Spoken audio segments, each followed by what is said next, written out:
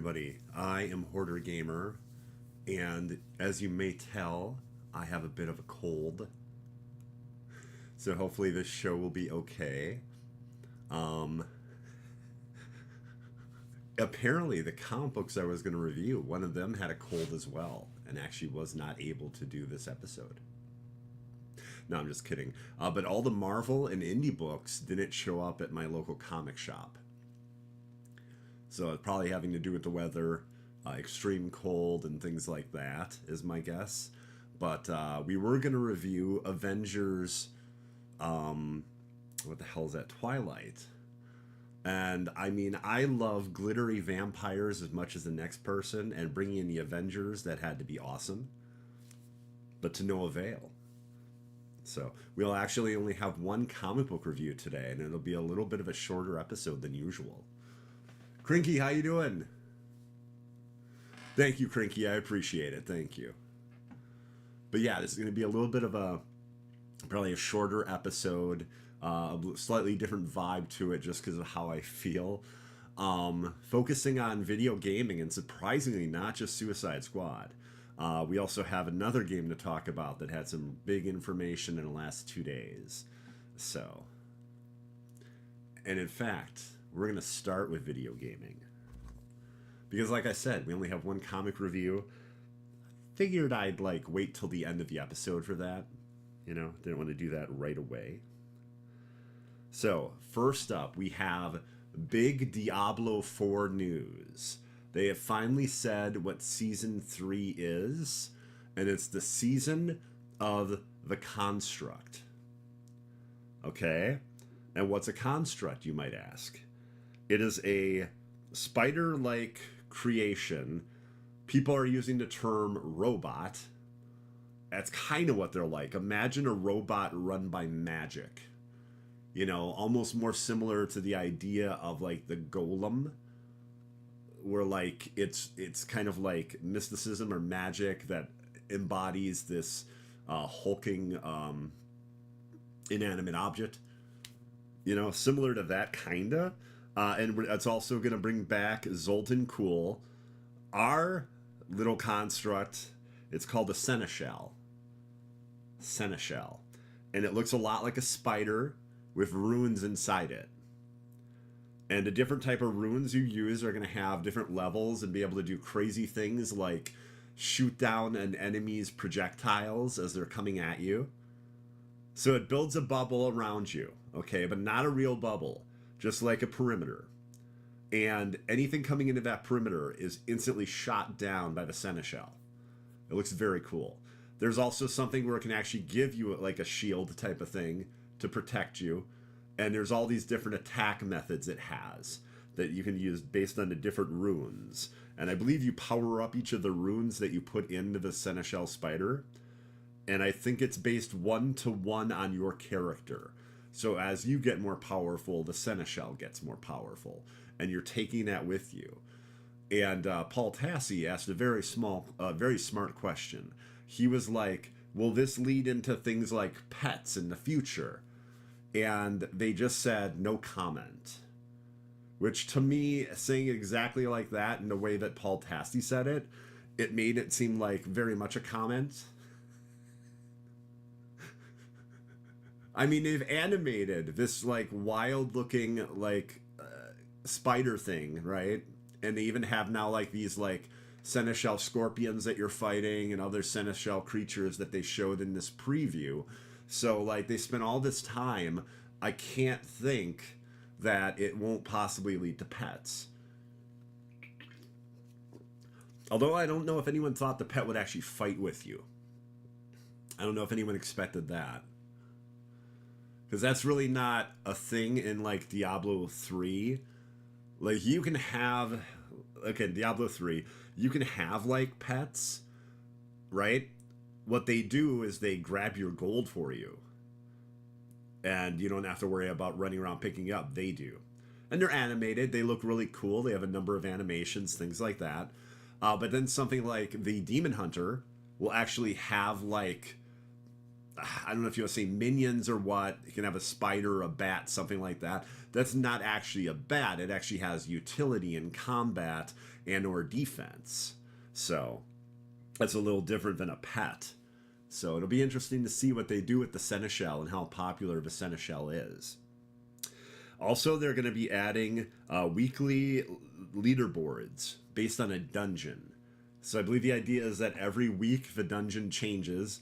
It's the exact same dungeon, exact same enemy placement, everything each week. It changes, but for that week it's the same for everyone that plays it. And then there's a leaderboard depending on what class you're playing, depending on if you're playing solo or in a team, or I believe if you're playing on, let's see, what do you call that? The version where if you die, you actually die. Not in real life, of course, but in the game. Like, no matter how high level you are, if you die, you die. So, and then, let's see. It takes place in Kyrgyzstan. So, someone actually guessed, based on early artwork, that Zoltan Kuhl would be involved. And yes, one of the things you face off against is a boss that's basically possessed by a demon. And it's one of these Seneschal constructs possessed by a demon, and you have to fight it. And Zoltan Kuhl was the person that created this construct. In Diablo 3, Zoltan Kuhl is an NPC / mission giver, and then you actually fight him as a boss. And when you fight him as a boss, you face off against 2 of his giant stone constructs. So it's cool to have Zoltan show up in some capacity in Diablo 4. A very popular character. Not very trustworthy, but a popular character nonetheless. And also with Zoltan Kuhl, in the endgame of Diablo 3, has to do with something called the Cube of Kanai, which he sets you out to find. So this could be leading to something similar to that. Cube of Kanai allows you to have 1 weapon legendary ability, 1 armor legendary ability, and 1 jewelry legendary ability, if I recall correctly. And you can actually socket those into this cube, freeing up spaces on your actual gear for different legendary abilities. It's very cool. It's a very popular thing they introduced in Diablo 3. And basically, you go to this one map, and you end up finding that cube there when you do a new season. So it's a seasonal thing that's really awesome. Okay, and I actually have more detail on the Diablo 4 season. Okay, so we got season features right here. Okay, so the demon is known as Malthus, Keeper of the Vaults. That's the name of a new demon. The season quest line is the Legacy of Zoltan Kuhl. So Zoltan Kuhl's actual name is in the quest line. There's going to be new seasonal dungeons called Vaults. And there's going to be a weekly challenge dungeon that I mentioned before. The name of that is the Gauntlet. That's the name of it. Let's see. I think that's just about everything. Persistent Helltides. That's right. So instead of a Helltide being every 2 hours or so, something like that, they last now 55 minutes, and they're every hour. So basically, the Helltide itself will be 55 minutes and not an hour. And then that 5 minutes will be giving you time to get to the next Helltide location. So that's an endgame thing where you get some really cool farming, you get some good loot, really fun, challenging combat. All those things happen in a Helltide. There's going to be new uniques and legendary aspects, which I think most of us expect in a season. This has been the 3rd season, so we have kind of an idea what to expect from the basics of a Diablo 4 season. There's going to be a Glacial Fissure Sigil material buff, and then a skill tree respec. So instead of it being a nightmare where you have to get rid of one thing on the skill tree, one thing on the skill tree, one thing, apparently you can close it off in groups and get your points back. So I don't know exactly how that's going to look. They should be showing us that though tomorrow. There's going to be a presentation. I believe it is at, I want to say it's 1 p.m. Central Time, because I think it's 11 a.m. Pacific. So we'll be actually able to get to see a discussion and more information about the season of the construct tomorrow. So, now, one thing that's interesting is I mentioned the vaults. The vault is going to be a dungeon, okay, similar to like Nightmare Dungeons, something like that, except heavy on traps. And there's going to be a buff that you get where if you lose too much of that buff, you aren't rewarded as well with a treasure room at the end of the vault. So Paul Tassi brought that up, and one of the heads at Diablo 4 basically said that, you know, kind of like explained it a little bit more detail. So it's not going to be as punishing, I think, as Paul thought it would be. And I think there's ways to actually increase that buff that you get. So that should be fun. And what was really interesting is a lot of these traps are new that we have not seen in Diablo 4. So I don't know if they've been in Diablo 3, if there are like new types of traps that we just haven't seen, but it's going to be heavy on that type of thing. Also, that boss I mentioned, the construct possessed by the demon, that's going to be a stationary boss. And it's going to be crazy because like he'll be attacking, and around him will be traps that go off that you have to avoid and stuff. And I think he like kind of rotates type of thing. It looks wild. It looks wild. It almost looked like a really screwed up like merry-go-round to me, except like no horses or anything you can ride on. Just this freaky looking, slightly like mechanical demon thing in the center, and then crazy traps going everywhere. So, next up, the big video game news we have. And I bet you're expecting Suicide Squad right now. But what I'm going to say is actually slightly different. Xbox is going to show off a number of games tomorrow, and it's supposed to be a big deal. Okay? So we're supposed to see the next game in the... what's her name? Censura? Oh my god, I apologize, I forget her name now. Well, the big thing that everyone's excited about with this is Indiana Jones. We're going to see Machine Games, the company that made the really awesome Wolfenstein games that came out recently, doing an Indiana Jones game. And we are finally going to see it. And we'll find out exactly what teams have been working on it. And I'm very excited. I'm very excited. I mean, I'm pretty sure they can't get Harrison Ford, okay? But I would really think it would be cool if they got, like, the voice actor that was Han Solo in the Lego movie. He's done the voice in other things, but, like, I think that would be really good. I think he's also done it for other Lego things as well. But, like, that would be great. To actually get someone that sounds a lot like him would be awesome. But, yeah, I can't see him actually reprising the role. That would be a little insane. The joke is like you have like a dump truck full of money driven to someone's house and they can't say no. With this, you would actually have to airlift a small island made of money to Harrison Ford for him to maybe think about something like that. Doing an insane project of an Indiana Jones video game. I am too. I am very excited, especially because nobody is better at letting us kill Nazis than Machine Games. Like what they did with those 3 Wolfenstein games.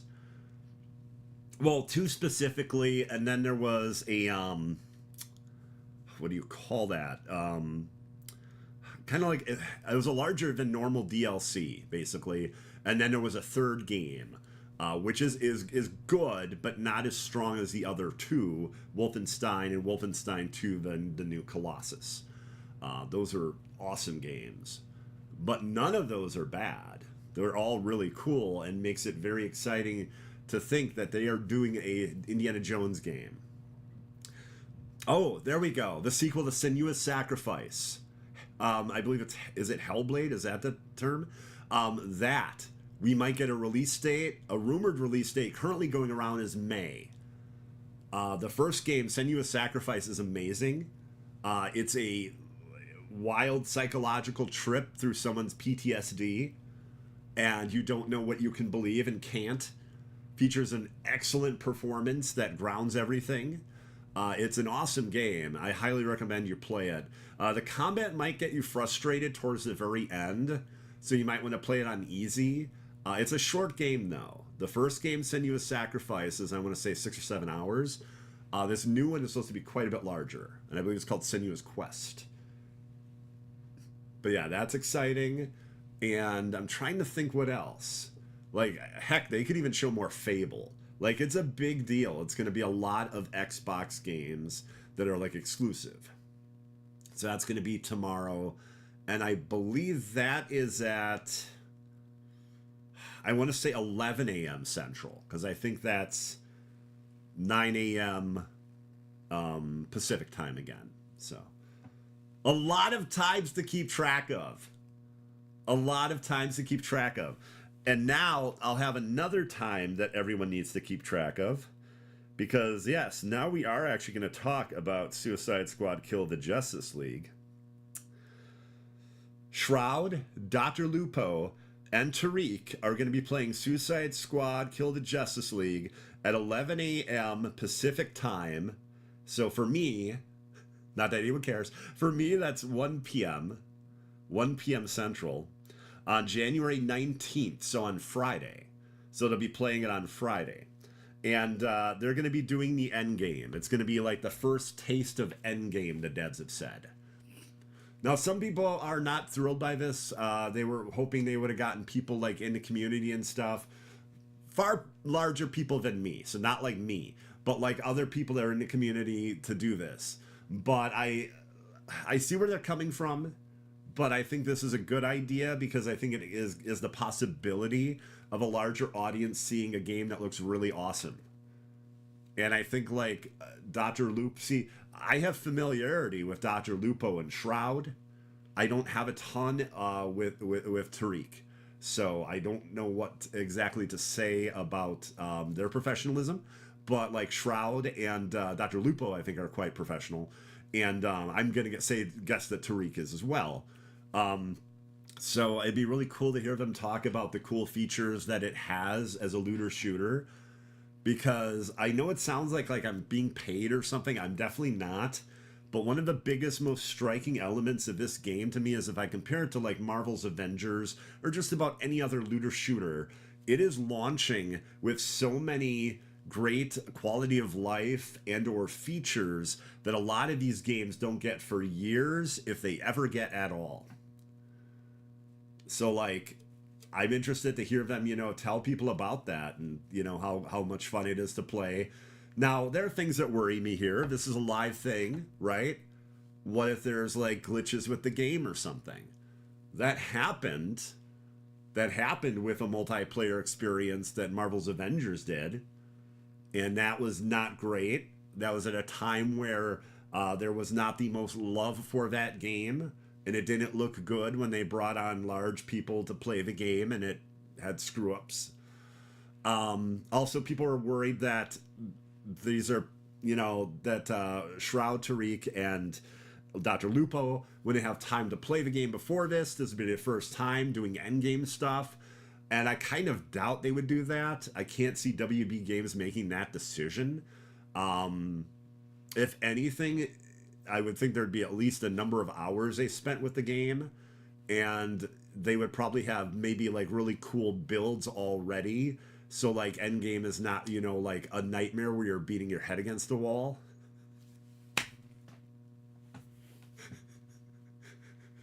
Imagine if you could just like, without knowing any of the real mechanics of the game, just run a raid in Destiny. Not knowing any of the mechanics, just go ahead. Play the raid. Imagine how well that would go.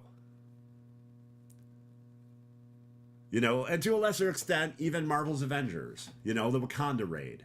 Imagine doing that with, like, not knowing anything about the combat. It just would not be fun, and it would not be fun for other people to watch. So I get that. But I'm not really worried about it. I gotta say, though, as a fan of gaming, it's just been an insane time. I've been recently playing the new Prince of Persia: The Lost Crown, and it's excellent. Do not be surprised if you hear people maybe putting that on a Game of the Year list. I know it's only January, but the game's awesome. It's one of the best Metroidvanias I've played. It's got amazing combat for a Metroidvania. The bosses are insane. The quality of life and things you can do with the map and everything are great. I do agree the story isn't amazing, but there's some cool twists here and there. There's good voice performances throughout the game. It's possible that the lead character might be the main character from Hades, maybe? I don't know. Sounds like him? Not sure. But yeah, very cool game, and I've been enjoying that a lot. And then that awesome Diablo 4 season of the Construct, that starts next Tuesday already. So they had a really cool trailer that came out yesterday. Today they had a really cool 7-minute video that you can watch. This is all official, like Diablo released this, or Blizzard released this. Really cool 7-minute video that explains how the season works and a little bit of story background and Zoltan Cool, things like that. And then tomorrow they're going to have a discussion and take us more in depth with the season and certain quality of life things coming to Diablo 4. Okay? And like I said, that launches next Tuesday.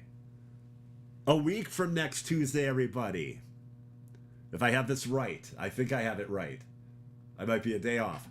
A week from next Tuesday, the Suicide Squad killed the Justice League. So, yes. Very excited. Very much looking forward to this next week of gaming. Next 2 weeks. I would love to see more Fable. So, they had one of my favorite comedians and also a really good film director, Richard Ayoade. He turned out to be a giant in a preview they showed for Fable, the new Fable game. I don't know if it's called Fable 4. I don't know what they've called it yet. But it turned out he's a boss, a giant that you face off against. And I was like, how amazing would it be, right? If they got I think it's Matt Williams, I believe, from Little Britain. What if they got a who's who of awesome UK and British comedians to play bosses or the big bads in this new Fable game? What if Richard Ayoade is not the only... Because, that would just be crazy. That would be such a cool experience. I remember how wild that trailer was, because you're like, well, okay, he's growing these vegetables and everything. They're award-winning and everything. Where's this? Oh my God, it's Fable, and he's a giant. That was a really good trailer.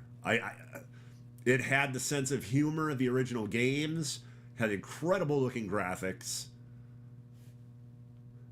Think we'll get a peek at some gear sets bonuses. Yes, oh definitely. On Friday, yeah. If it's not brand new things we haven't seen, it'll be things in detail we've seen just little snippets of, or just little pictures of. They'll be oh, in this video we showed, or this Insider episode, right, 1 or 2, they briefly show a weapon or something. Now they'll fully explain how it works. They might fully explain things about the afflictions, things like that. So yes, I definitely think that with them showing Endgame, they might show some loot you can only get in Endgame. Basically a carrot. A carrot. What is that? The sticker of a carrot. So here's the carrot, and this is try to get this awesome thing in Endgame. Something to shoot for, something to to work towards. Aspirational. Aspirational is the term they use in a lot of games as a service. Yeah, I think it'll be really neat. Although I'm wondering now if we're actually going to get episode 3 of Insider, which was meant to be all about Endgame. It could be they're going to have this, right, on Friday. and then maybe like next Wednesday, because they usually do their videos on Wednesdays. That's usually when the Insider episodes, I believe, have been coming out. So maybe like next Wednesday is episode 3. I'm pretty sure they'll do both. I don't think they would mention episode 3. They would respond to tweets from official accounts saying episode 3 is coming soon, if it was not going to happen at all anymore.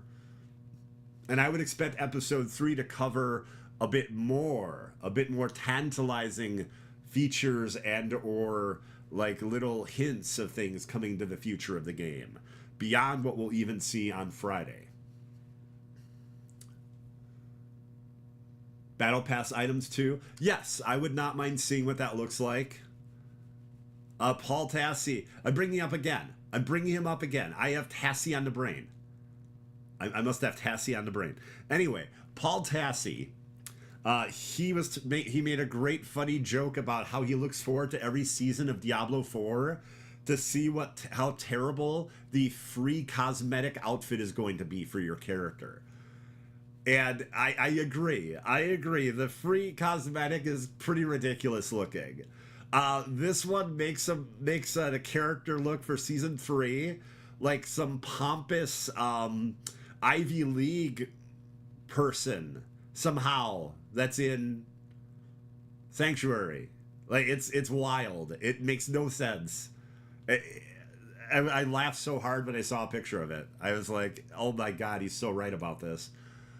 They had this weird red ensemble for, I think it was season 1, that didn't look good. Now, the flip side of that. Season 1 and 2 both had amazing Battle Pass outfits that you paid for. Like the paid DLC part of it, like, you know, because the Battle Pass is the free track and the track that isn't free. The outfit on the track that wasn't free was excellent. And definitely like at the quality level of, you know, the outfits that you can purchase. So they've always done a really good job with season 1 and 2 so far, at least. And I think they show season 3 in some of the pictures that have come out, the outfit at least. And if that's it, it looks really good. I'm not sure that's it. That could be something else that you face off against. I don't know. Yeah, but I'm very much looking forward to all of this video game information and news. If I'm feeling a little bit better, I might do something like TikTok or YouTube or something like that. I don't know exactly, but we'll see. We'll see if I feel better tomorrow and or Friday. Hopefully I do. Okay, everybody, we are done with video game news. We had a lot of video game news, really specifically on 2 games and then a massive corporation. Next up, it is time for us to toy around. And first up, we are going to start with something big. Okay, go big or go home. You don't get much bigger than Tidal Wave. The Decepticon Tidal Wave.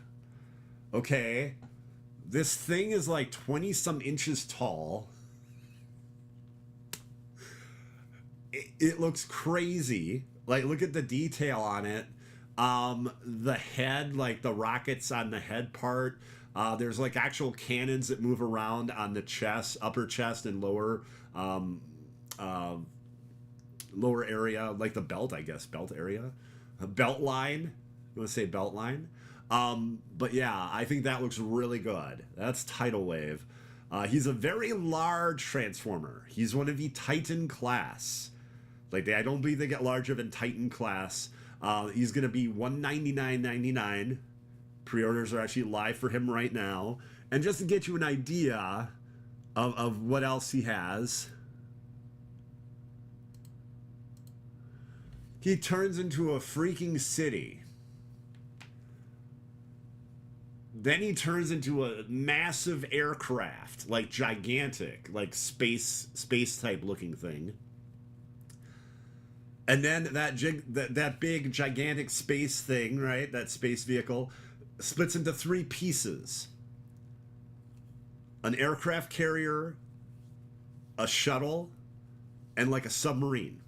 Or like a battleship, sorry, a battleship. Okay? But that's not enough. If you have Armada Megatron, you take parts of this, combine them with Armada Megatron to make a different version of Megatron. There's like 5 features that this thing transforms into. And it was like this labor of love craziness between like 2 teams that built this. But yeah, this I think will look really great like next to Fortress Maximus. Something like that. But yeah, Tidal Wave. Decepticon Tidal Wave. Next up we have Patch and Joe Fixit. A 2-pack. A 2-pack right here. As waiters. As waiters. And I don't know the exact price. I'm gonna guess 60. I don't the price isn't live yet. I believe pre-orders do go live tomorrow for it though. So I definitely wanted to show that. You get 2 profiles for Patch, also known as Wolverine. And you get 2 profiles for Joe Fixit, also known as Hulk. Right there. So I thought that was pretty cool. It's funny too, because like a Joe Fixit that isn't like dressed like, you know, like in the zoot suit and like the hat and everything, like the mobster. So I find that pretty funny. Grey Hulk. Yeah, Grey Hulk is very popular. I think there's a huge popularity for just about all of the main Hulks. Like gray, green, red.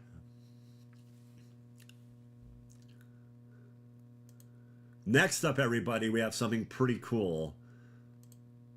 Retails, I believe, at $24.99. Batman from Batman the Animated Adventures. So, I'll be fully honest here. There's some character designs I don't love from this that I really did love in Batman the Animated Series. However, I think the Batman's pretty darn good. Also, if you look behind the Batman figure, you get a reproduction of an animation cell and like a frame display that comes with the figure. So I thought that was pretty awesome. So we've got Batman right there. He's $24.99 to $29.99. I can't guarantee the price. I thought it was $24.99. I'm second guessing it now because of that reproduction animation cell and stand. So I don't know for sure. Okay, so we got Batman, and then they did a really good job here on Two-Face. Yes, his coin is oversized, but that's like so he can flip it. No, I don't believe he has an actual flipping action or anything, but just the idea of him being able to do that. And then the detail on the hair and the face, the sculpt, I think looks really good.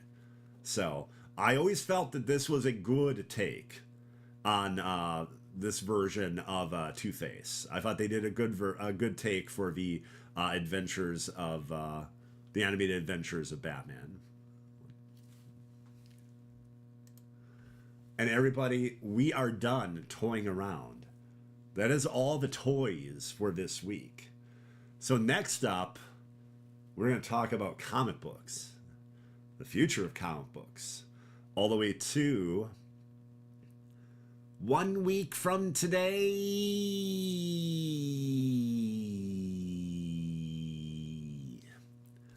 Okay, and first up we have, look at that awesome cover using negative space. That's a variant cover. Resurrection of Magneto #1. Magneto has been dead for a while. It falls upon the shoulders of Storm to bring him back to life so he can attempt to help in the fight against the fall of the X-Men. I love that cover. I think it's really cool. And it's L. Ewing writing the book. He's great. So I expect this to be really cool. And I look forward to finding out how they're going to bring him back. Because Krakoa made it pretty easy to bring people back. But Krakoa is no longer an option. So we'll have to see. We'll see how they bring back Magneto. Next up we have one of my favorite comic books growing up as a kid, Power Pack.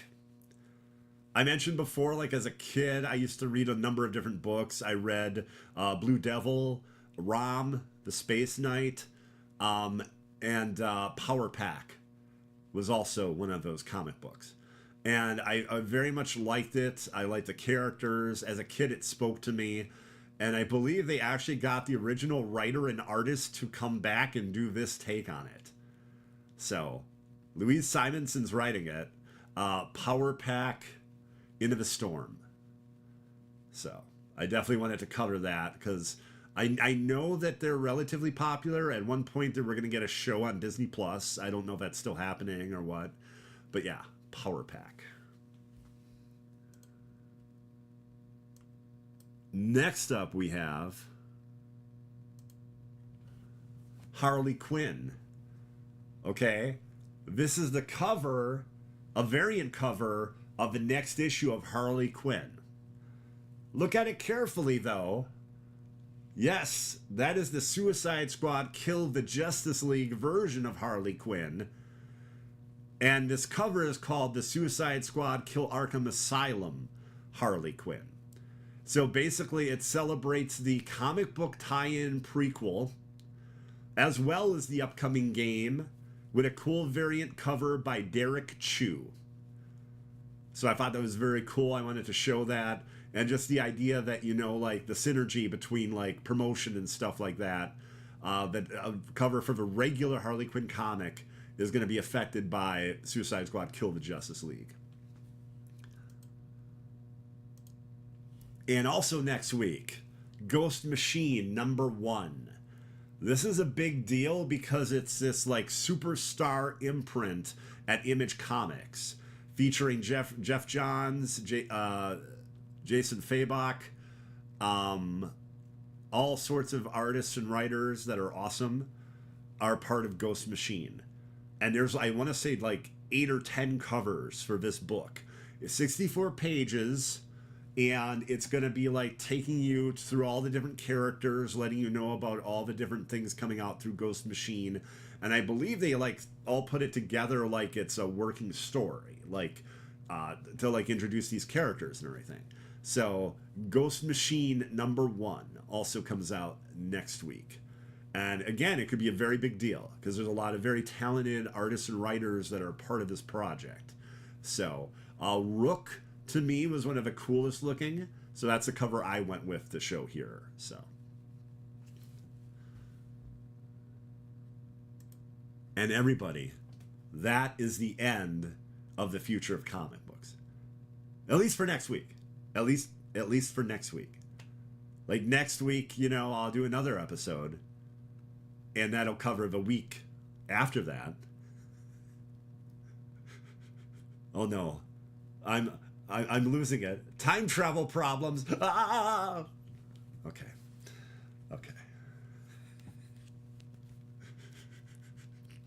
A time travel conundrum.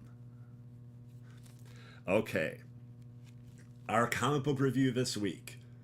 Again, unlike most weeks where we do 2 reviews, the Marvel and indie books didn't come out. So the book I was planning on doing, and then the other books I picked up, are like books I very recently reviewed, so it just made sense to do one and focus on that. John Constantine, Hellblazer, Dead in America. And it's kind of hard to see because it's a little bit bright, but behind John Constantine, who is decaying, by the way, is Morpheus, also known as Dream, also known, I believe, now as Daniel. Okay. So, John Constantine died and somehow was resurrected. But it's not taking. He's still like starting to rot, starting to decay. And apparently he recently found out he has a son named Noah, and he's trying to make sure Noah's safe and trying to make a bargain to make sure that that's the case. Well, as he's making a bargain in a Miami fountain of youth, which looks like a tourist trap type of thing, right? And he's talking to a statue of Ponce de Leon, only that statue is inhabited by a demon he's trying to bargain with. A Girl Scout barges in past John Constantine's crew and interrupts the deal and basically starts making pointed comments at the demon that's in the statue and scotches the whole deal. Completely screws over the deal, this little Girl Scout does.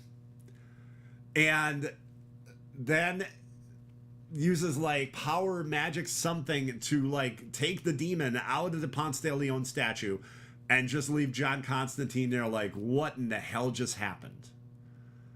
And then the little girl says, "Welcome to America, John Constantine," and then disappears. And apparently, as you read the book, you find out that there's something dark, ancient, and evil within America, and somehow it has gotten loose and has something to do with Sandman's pouch of sand. And yeah, this is really a good book. This is, they got together Simon Spurrier and Aaron Campbell again, and basically they did I guess you'd say a prequel, if not a series before this one, a miniseries, I believe it was. And then they're back again doing Dead in America. So, and there's this great moment where they're in a bus and one of John's crew is like, "We could have had a freaking Aston Martin and you get us an old broken down bus." And Constantine is like, "Trust me, there's a reason for it. You know, I don't know what that is, but there's a reason." So he tells the driver, who's also a member of the crew and who is actually, I believe, mute, but somehow is able to communicate with John. And that's not really explained in this issue. So I'm going to have to look that up. Anyway, that gentleman is told, whatever you do, do not pick up any hitchhikers. So at night, as the bus is driving, you see a white hand holding up a thumb. Okay? And the bus stops, and John is like, "What are you doing?" I said, "Do not pick up any hitchhikers." And I wish I could do John's voice, because John Constantine has an awesome voice, but I'm not going to try doing that accent or anything. And it's Morpheus. It's Dream, but again, Daniel. And he wants John Constantine to find out what's going on with that pouch of sand. And he also wants to know the whole thing with Burgess when he was trapped all the way in Preludes and Nocturnes, and what happened to the person that tried selling that bag, which I believe is a former lover of John Constantine. So very interesting things going on right now. And then all of a sudden you hear like this threat of like, stop moving or we're going to shoot. John wakes up. That was all just a dream. So the driver didn't stop for anybody. What stopped everything, though, was a racist police officer who sees a black gentleman driving a bus and has a problem with it. And then John earlier had to explain that America is going to be a bit different than the UK in certain respects, especially depending on where they're headed and stuff like that. And yeah, that was a pretty raw thing to see. I was like, wow, okay. And then we have John end up at a golf course, and he's like freaking out, thinking that someone is supposed to meet him at the golf course. And he's sitting on a bench, and he mentions his own name. He mentions Alec Holland, also known as Swamp Thing, by the way. And the grass starts talking to him. a patch of grass starts talking to John Constantine, saying it doesn't know the name Alec Holland or John Constantine. So it's very possible it's a reincarnation of Swamp Thing as grass in a golf course. And like a luxury exclusive golf course. And that's the end of the issue. We don't know exactly if that's what was going on there. I look forward to finding out. And yeah, I very much like the character John Constantine. I agree with a friend of mine, Carrie Birmingham, that sometimes with like Sandman, Morpheus, any of that, it's a little worrisome when Neil Gaiman isn't writing it. But like, Cy Spurrier is really good. And I think he did a really good job involving any of those characters or ideas or things that, you know, Gaiman did before. So, and if you're a fan of horror, I think this will be really good because it looks like it's going to be body horror, because it seems like John is starting to very slowly fall apart. So, okay, everybody. I want to thank you all very much for watching and dealing with my cold. If you want to see more of me, hopefully more of me, less of my cold, that'll be twitch.tv/Hoarder Gamer. Right now, like I said, I'm doing Prince of Persia: The Lost Crown. Also, Diablo 4 starting next week. That's going to be the season of the Construct. And then like a week after that, Suicide Squad Kill the Justice League. I might also work in a playthrough of Arkham City in there. I'm not sure yet. I don't know, because there's also, of course, Warframe that I've very much been enjoying recently, but there could be a time to do another story campaign game. Like, it seems that that's a possibility. I want to thank Doomkiller HD and Doom Squad Gaming for again letting me borrow the channel. Thank you very much.